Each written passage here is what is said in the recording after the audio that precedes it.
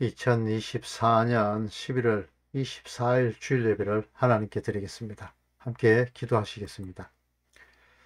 사랑의 아버지 하나님, 우리들의 삶 가운데 계셔서 한 주간도 하나님 안으로 끌어주심을 감사드립니다. 오늘 주님의 날을 맞이하여서 하나님 앞에 예수님의 이름을 의지하고 이렇게 함께 서게 됩니다. 말씀이신 주님을 만나는 깨닫는 그런 기적을 허락해 주시옵기만을 예수님의 이름으로 기도드립니다. 아멘. 지난주는 애굽으로부터 쫓겨나도록 하셔서 그들을 이끌고 나오신 하나님께서 구름 기둥과 불 기둥이 되셔서 그들의 행로를 인도하시고 그 여정에 필요한 그런 만나와 메추라기, 그러니까 이런 일용할 양식을 제공하신 것에 대해서 공부하면서 성도가 이 땅에서 살게 되면서 겪게 되는 그런 나그네의 삶과 비교해 보았습니다. 오늘은 반석에서 솟아나는 물, 이런 제목을 가지고 출애굽기 17장 1절부터 7절까지의 말씀을 가지고 한번 또 말씀을 보도록 하겠습니다. 공부해 보도록 하겠습니다. 함께 합독하겠습니다. 이스라엘 자손의 온 회중이 여호와의 명령대로 신광야에서 떠나 그 노정대로 행하여 르비딤에 장막을 쳤으나 백성이 마실 물이 없는지라. 백성이 모세와 다투어 이르되 우리에게 물을 주어 마시게 하라. 모세가 그들에게 이르되 너희가 어찌하여 나와 다투느냐. 너희가 어찌하여 여호와를 시험하느냐.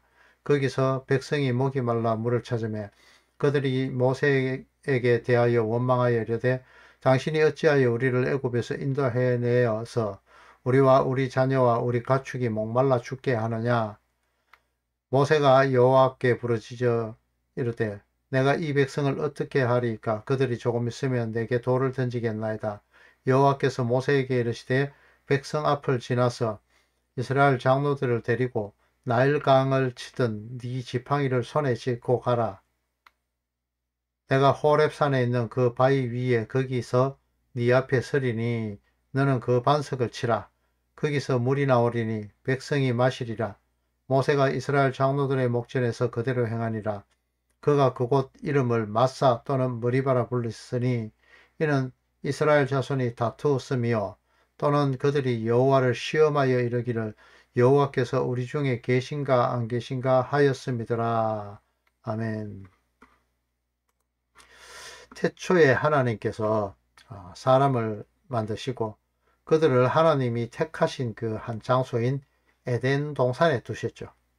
에덴 동산은 하나님께서 지으신 사람과 친히 말씀을 나누던 그런 장소였습니다. 이 에덴 동산에 살게 한 그 사람이 하나님의 말씀을 순종하는지 않는지 이 시험을 하기 위하여서 시험용으로 선과 악을 알게 하는 나무라는 그 타이틀을 붙인 나무를 아담이 가장 잘 볼 수 있도록 아담의 눈에 가장 잘 띄는 장소인 그 에덴 동산의 한가운데 두셨습니다. 이 선과 악을 알게 하는 나무의 그 과일 자체에 하나님도 어쩌지 못하는 어떤 힘과 능력이 있어서 그것을 따먹는 날에는 선과 악을 아는 하나님과 같아지는 그런 것은 아니죠. 이 계명을 세우신 것은 인간이 지으신 창조주의 그 명령을 순종하는지 순종하지 않는지를 테스트하기 위한 테스트의 나무였던 겁니다. 하나님의 말씀에만 귀 기울이고 대하여야 하는 그런 아담은 사탄의 속삭임에 그 귀를 기울이게 됩니다. 그리고 그곳에 반응을 하게 되죠. 그 결과 이 테스트용인 선과 악을 알게 하는 나무를 바라보게 되고 그로 인해서 아담의 마음에는 탐욕이 일어나게 되었습니다. 그 결과 생명을 잃게 되는, 그러니까 이 생명을 잃는다는 것은 하나님과의 관계가 끊어지는 그것을 의미하죠. 이런 데까지 이르게 된 것입니다. 지금까지 이 출애굽기에서 보던 그런 내용과 참 비슷한 그런 내용들이죠. 그 마라와 같이 쓰디쓴 나그네의 인생을 살아갈 동안에 하늘에서 비같이 내리는 양식인 하나님의 말씀만을 바라보고 그 말씀을 먹으며 하나님의 말씀에만 귀 기울이고 하나님의 명령을 지켜 준행해서 인생을 살아가야 될 그런 나그네 외국인으로서의 광야 생활임을 자각해야 되고, 또 선악을 알게 하는 나무의 과일을 향하여서 뻗는 그 욕망, 탐욕에 젖은 그 손길을 이제 내가 하나님과 겨루어 이기리라, 이런 내용이 되죠. 이 탐욕적으로 손을 뻗는 것이요. 이런 마음을 가지는 것인데, 내가 이 하나님이 되고자 하는 그런 마음인 것입니다. 이 탐욕의 마음을 거두어야 하지만은 광야를 살아가는 그 나그네의 삶의 삶, 이 인생이 싫다고 원망하고 출애굽 때에 그때 함께 섞여 나왔던 이 잡족들이 있었죠. 그들의 말에 더 귀를 기울여서 하나님을 대적하며 하나님을 그렇게 시험하는 삶을 사는 그 모습들이 아담으로부터 물려받은 그 원죄, 조금 전에 이야기했던 에덴 동산에서의 내용과 아주 흡사한 내용들인 것입니다. 여러분은 혹시 이러한 모습을 가지고 있으시지 않으신가요? 이 나그네의 땅에 하나님의 성, 새 예루살렘 성, 천국임을 나타내는 이 표방하는 자신들이 편하게 살 수 있는 그런 자신들만의 그런 성, 이 하나님의 성과 대조되는 자신들의 그런 성을 쌓고 하나님은 그냥 멀리 계시다가 내가 구하는 것, 내가 필요한 복만 내려주시면 되는 그런 존재로 만들어 버리시지는 않았는가 모르겠습니다. 이 땅의 삶, 이 정도는 나 스스로의 힘으로 내가 원하는 방법으로 살아갈 수 있노라고 그렇게 이 인간들은 의기투합하게 됩니다. 그리고 오히려 하나님을 대적해서 그런 모습으로 사람들끼리의 그 흩어짐을 면하기 위해서 다 같이 이 땅에 바벨탑인 그 불순종의 길을 가고 있는 것입니다. 그곳에 예수 그리스도가 나타나게 되는 것이죠. 그 모세의 홍해의 사건을 목도하고 하나님을 향한 그 찬양을 할 때 이 바벨탑과 대조되는 하나님의 성전이 무엇인지 이 모세가 잘 출애굽 이후에 찬양을 할 때, 홍해 사건 이후에 찬양할 때 잘 나타내주고 있습니다. 출애굽기 15장 13절에서 18절까지의 말씀을 자막으로 한번 띄워보겠습니다. 하나님의 성전이란 출애굽기 15장을 보면은 하나님께서 갑주고 사신 백성이라는 그런 단어가 등장합니다. 이미 이곳에 출애굽 과정의 그 모든 하나님의 계획, 하나님께로부터 난 자, 택하신 성도들을 어떻게든지 자신들의 애굽에서 이끌어내실지에 대해서 그 모세의 찬양을 통해서 이렇게 나타났듯이 그렇게 나타나고 있습니다. 어떻게 성전으로 지어져 갈지 말입니다. 에덴 동산의 그 선악과와 같은 그런 인생들을 시험할 장소인 광야 생활로 이끌어 가시죠. 그리고는 그 기업의 산, 천국에 심으실 것에 대해서 어떻게 만들어서 그렇게 따듬어 가서 심을지에 대해서 말씀해 주고 있습니다.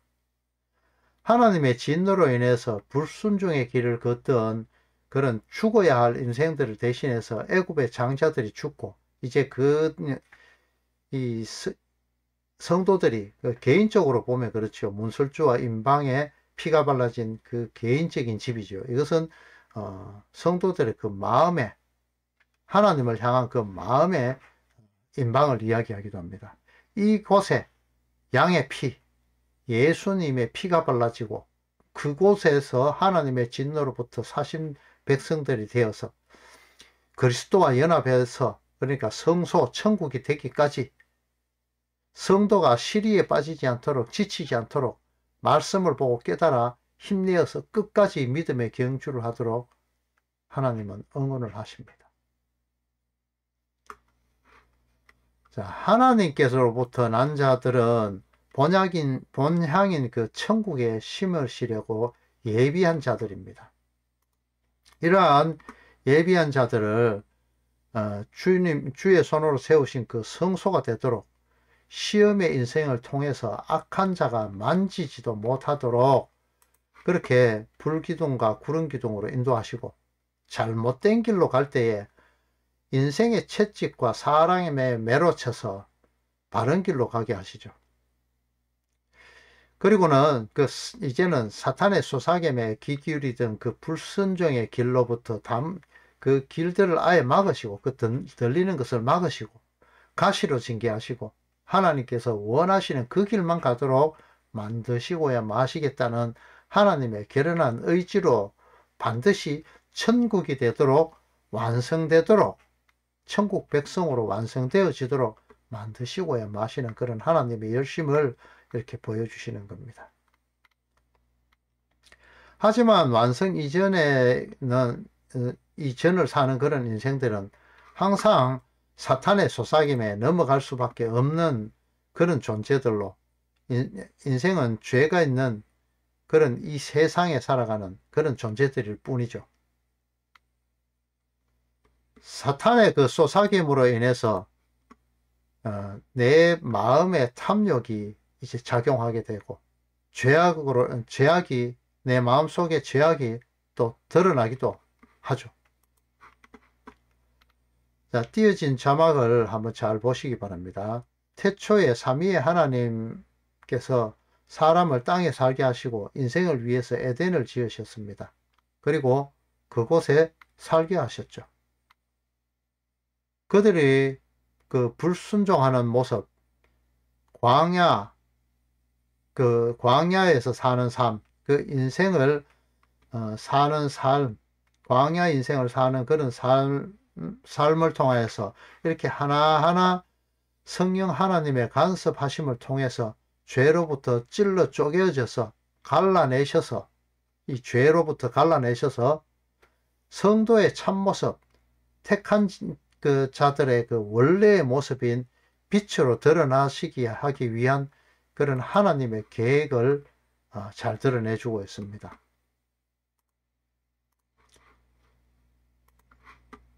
성도 여러분, 성도가 원래 빛이었지만 그 빛을 잃었다가 예수 그리스도로 인해서 빛으로 드러나게 되었다는 것에 대해서 이전에 설교 한번 드린 적이 있습니다.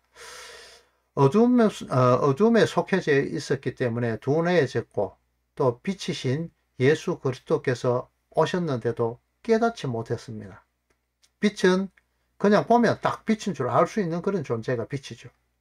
그런데 어둠에 익숙해져 있던 그런 자들이, 우리들을 말하죠.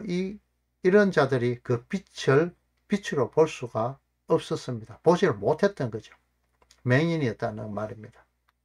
그래서 세례 요한이 그 빛에 대해서 설명해 주는 자로 나왔습니다. 등장하게 됩니다. 이 요한복음 1장에 나오는 말이죠. 이제 그 비추이는 빛을 빛으로 깨닫게 되어서 비로소 그 성도로 빛으로 드러나게 되는 것에 대해서 요한복음 1장과 에베소서 5장을 통해서 확실히 기록해 주고 있는 것입니다.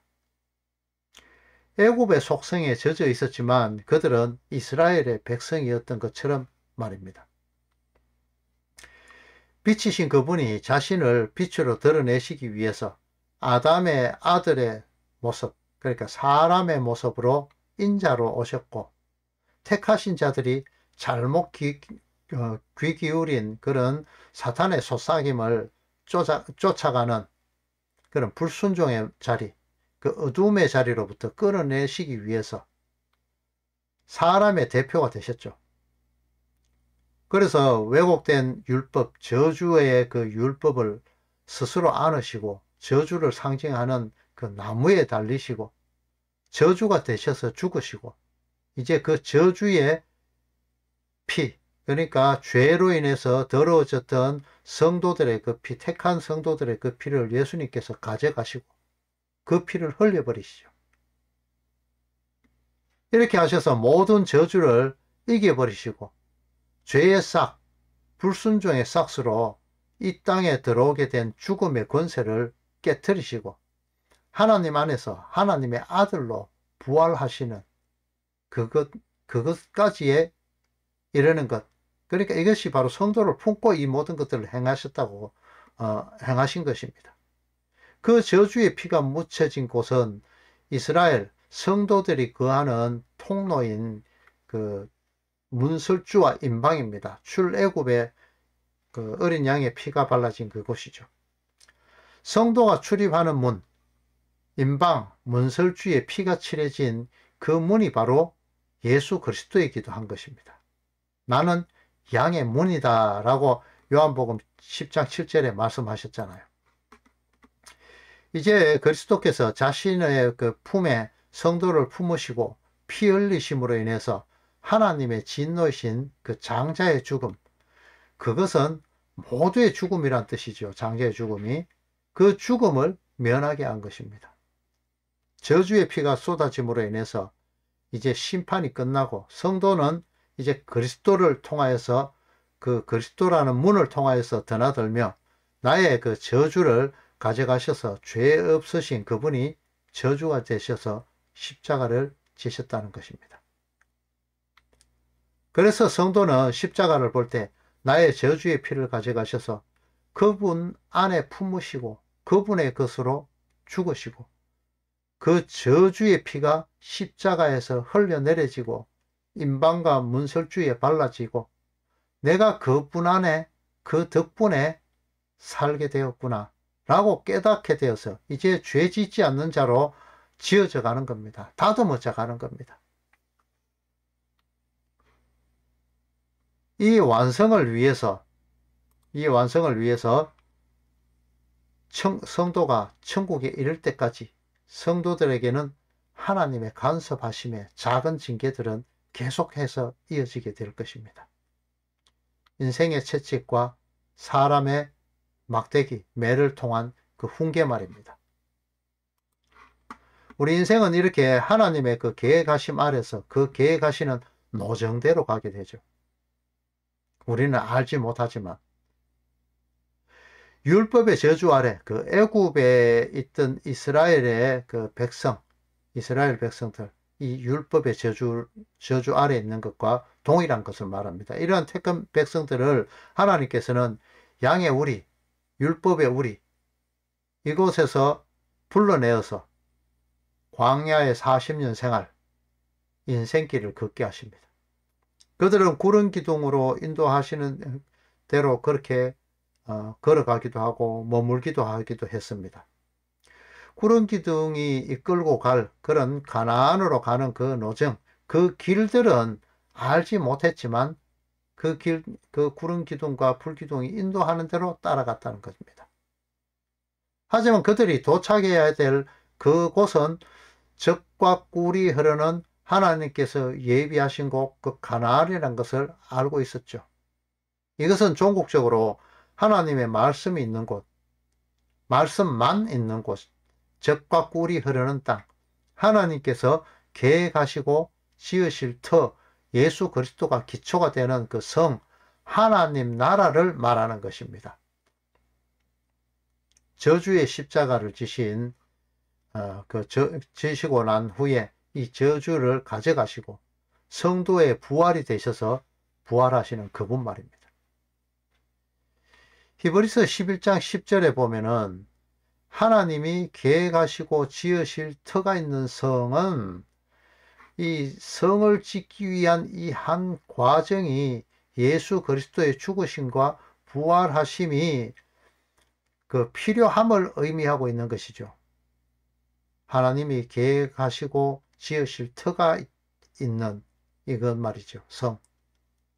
아직 지어지지 않고 장차 성을 짓기 위한 기초가 되는 그 틀을 말하죠.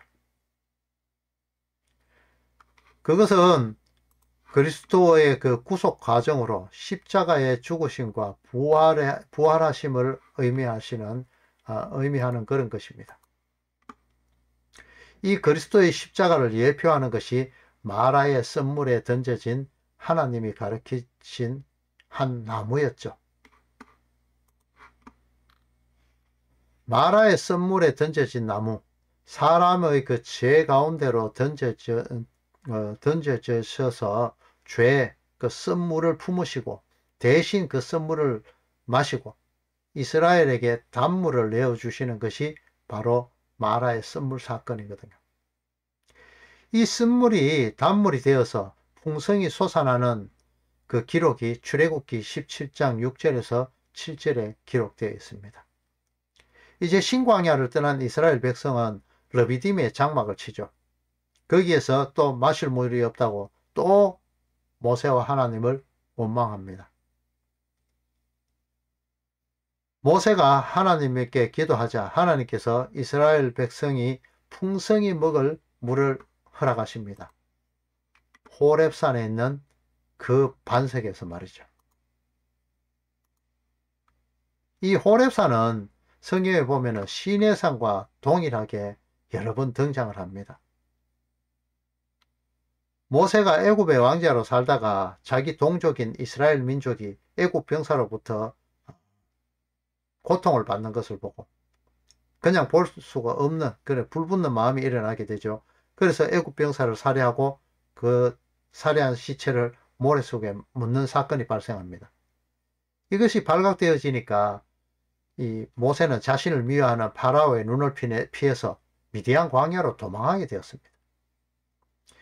파라오의 눈을 피해서 미디안 광야로 도망한 이 모세는 그곳에 거주 중인 그 주민 중 한 사람인 이드로라는 사람의 사위가 되어집니다. 그리고 그 이드로의 양을 치는 목자가 되어지죠. 모세는 이 이드로의 양떼를 치다가 양떼들의 꼴을 얻기 위해서 그 풀이 많은 곳을 찾기 위해서 서쪽으로 이동을 하게 됩니다. 그러다가 마침내 하나님의 산 호렙에 이르게 되죠. 그런데 그곳에서 신기한 것을 보게 됩니다. 떨기나무에 불은 붙었는데 그 떨기나무는 타질 않았는데 그 떨기나무에 붙은 불 가운데서 하나님의 사자가 나타나는 것을 경험하게 되죠. 모세가 혼자 애굽에서 도망하여서 광야를 거쳐서 이드로의 양떼를 인도하여서 하나님의 산 호렙에 이르는 이런 여정을 살았음을 보게 됩니다. 이것은 이스라엘 백성을 출애굽하게 하여서 하나님의 산 호렙에 이르게 하는 그 장면, 이것까지를 먼저 한번 경험하는 것으로서 이 40년간 모세는 이 훈련을 먼저 받았습니다. 이스라엘 백성들이 살아가야 될 그 삶을 말이죠. 이드로의 양떼를 이끌고 하나님의 산 호렙에 이르렀을 때 그가 본 것은 불붙은 떨기나무 가운데 나타나신 여호와의 사자로, 이 떨기나무 불 가운데 나타난 이 여호와의 사자는 제2위이신 성육신 이전의 예수님이었습니다. 떨기나무는 이스라엘을 상징하는 것이고 그 가운데 하나님께서 임재하실 것을 말하고, 또한 이 불에 타지 않는 떨기나무는 하나님께서 임재하시지만 그들을 보호하시겠다는 그런 의미를 담고 있는 내용이거든요. 이 떨기나무의 그 불꽃으로 임한 그 하나님의 말씀, 성육신 하시기 이전의 예수님, 하나님의 사자가 이제 모세에게 명령을 하십니다. 이스라엘 백성을 이끌고 나오라고요. 율법의 우리에서 예수님께서 자기 양들을 불러내신 요한복음 10장의 내용처럼 말입니다. 먼저 이렇게 한번 경험을 하는 거단 말이죠. 자, 이제 호렙산에서 모세는 자신의 앞에 반석으로 나타나신 그 예수님을 목격했습니다. 그리고는 그 하나님께서 모세에게 명령하시죠. 그 하나님의 사자가 호렙산에 있던 그 반석, 그 위, 거기에 라고 이렇게 하나님께서는 모세가 거기에 설 것을 명령합니다.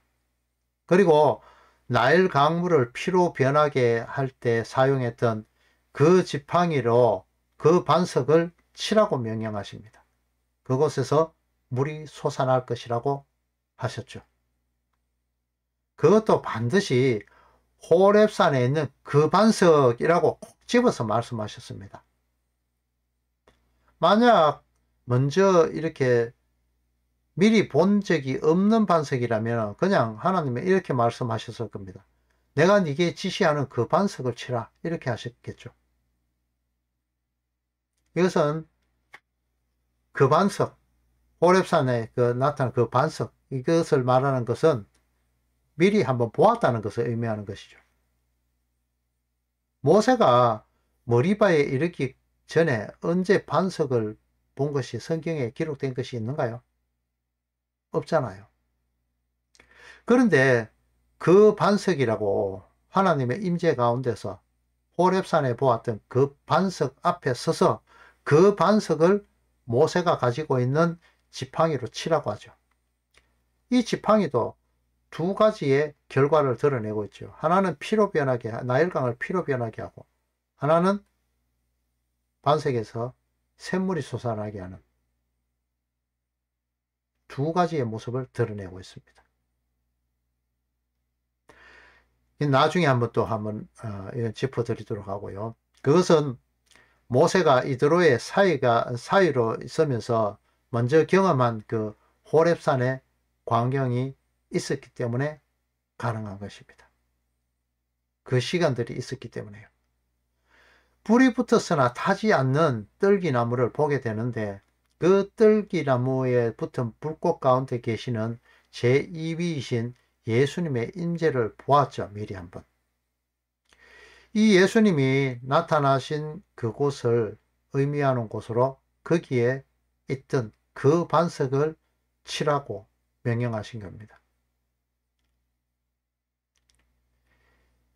예수님은 떨기나무의 그 불꽃처럼 이스라엘을 이끄는 구름 기둥과 불 기둥이 되셔서 이스라엘을 이끄시죠.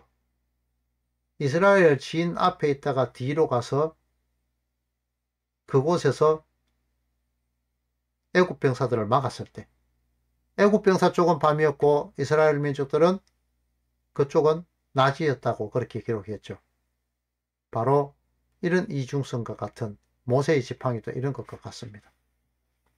하나님의 나타나시면 이렇게 이중적인 의미들을 가지고 많이 나타납니다. 빛에 속한 자들에게는 치료하는 강선이 되고 바퀴벌레와 같이 죄를 지은 자들은 그 빛을 대하면 죽는 것 같이 말입니다. 자, 이제 예수님께서 이제 그 반석을 치라고 명령을 하시죠. 하나님께서요. 그 반석을 치라고. 하나님께서 모세에게 그 반석이라고 말씀하신 것은 애굽에서 미디안 광야에서 양떼를 치면서 이렇게 모세가 훈련 받으면서 호렙산에 올라갔을 때 미리 보았던 그 반석을 의미하는 것입니다. 네가 미리 봤던 그 반석 있잖아. 그 반석, 그것을 치란 말이야. 이렇게 말이죠. 이 반석은 모세에 의해서 때림을 당함으로 물을 낸 것은 예수님께서 친히 저주를 받아 사람으로부터 매질을 당하고 십자가에 달려 죽으실 것을 예표하는 그런 것입니다. 이제 모세는 이스라엘을 상징하는 떨기나무 가운데서 그들을 보호하시는 하나님의 말씀이 불꽃으로 함께 하실 것을 보았고 믿게 되었기 때문에 그는 죽을 때까지 그 장면을 기억하고 요셉의 후손들을 축복할 때에 그 가시떨기나무 가운데 계시던 일을 의지하고 그렇게 축복을 했습니다. 그 예수님을 그 반석을 온전히 기억하면서 말이죠. 모세와 이스라엘 백성이 광야에서 경험한 그 반석에서 나오는 물은 그리스도께서 불순종한 택하신 그 백성, 불순종했지만은 택한 백성이죠. 이 택한 백성을 위해서 흘리시는, 다시 살리시기 위한 그런 물이었죠. 이것은 십자가에서 피와 물을 흘리신 것으로 마지막 다 완성시키심을 보여주십니다. 이스라엘 백성이 호렙산의 그 바위에서 나오는 그런 신령한 음료를 마시고 광야 시절에 그 하늘로부터 내려오는 신령한 식물인 만나를 먹었습니다. 이것이 그리스도로 인한 세례임을 바울은 고린도 교회에 전하는 그 편지에 그렇게 기록하고 있습니다. 그 반석은 그리스도 예수님이시고 그에게서 물이 솟아났고 그것은 신령한 음료다, 이렇게 표현되어 있습니다. 반석이 열리고 그 안에 생명수가 강같이 흘러서 성도의 가람을 채워주게 되는 것이죠. 성도들이 말씀을 듣지 못해서 줄이며 갈하였던 그곳 애굽 땅에서 벗어나와서 영원히 물이 솟을 수 없을 듯한 그런 그 반석에서 생명수가 솟아나왔고 택한 백성들의 그 영적인 줄이고 가람을 채워주는 그런 생수의 강이 되어서 그 메말랐던 애굽 백성화 되었던 그들을 그 택한 백성들이죠. 이 이스라엘 백성으로 다시 회복되게 드러나게 되었습니다. 이 줄이고 목마름의 해결책은 하나님의 산인 호렙산의 그 반석 예수 그리스도로부터 흘러나오는 그 말씀, 그 물, 그것을 먹는 것, 듣는 것을 말하는 것이죠. 호렙산에 있는 그 반석, 이것은 또 베드로의 고백에 나타난 주는 그리스도시요 살아계신 하나님의 아들이심을 고백하는 그 고백, 베드로의 이름 뜻이죠. 반석이라는 것이요. 이 살아계신 말씀이신 예수 위에, 반석 위에 교회를 세우시겠다는 그 반석과 동일한 것입니다. 여러 가지가 합해져서요. 이 고린도전서 3장 10절에 보면은 바울은 닦아놓은 터 위에 어떻게 지을까 조심하라고 그렇게 말합니다. 모래 위에 지은 집, 반석 위에 지은 집에 대한 예수님의 비유도 한번 잘 생각해 보시기 바랍니다. 사도인 바울이 예수님으로부터 듣고 그것을 기록한 성경 말씀, 그 진리의 말씀 위에 정확히 바로 서서 딱 그 위에만 서서 성전으로 지어지라는 뜻으로서 어떻게 그 위에 세울까 조심하라라고 그렇게 말하고 있습니다. 그 닦아놓은 터, 반석 위에 믿음으로 짓게 되면은 그것은 성전이 되고, 믿지 않고 탐욕으로 짓게 될 때 그 기초인 반석 예수 그리스도는 오히려 그들에게 걸려 넘어지는 돌, 쓸데없는 바위로 나타나게 되어서 됩니다. 그것이 바로 건축자의 버린 돌로 나타나게 되죠.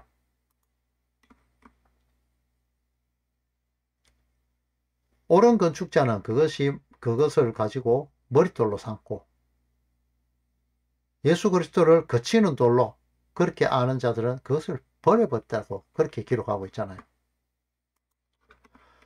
가톨릭 교회에서 보는 그 성경에는 출애굽기를 탈출기라고 이렇게 명칭합니다.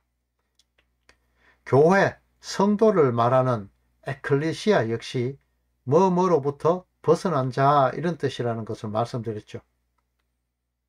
이제 성도 여러분은 내가 쌓아놓은, 내가 사랑하는 그 세상의 것들인 바벨탑, 나만의 애고부로부터 탈출하여서, 이거 탈출하는 그냥 하시면 안 되죠.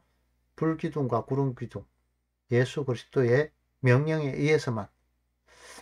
이 반석에서 반석이신 예수님으로부터 솟아나는 진리의 말씀을 깨닫게 되는 성령의 이끄심을 통하여서 하나님의 성전으로 온전히 지어져 가셔야 하며, 또한 이러한 삶을 사시는 성도님들 다 되시기를 그리스도이신 예수님의 이름으로 축원합니다.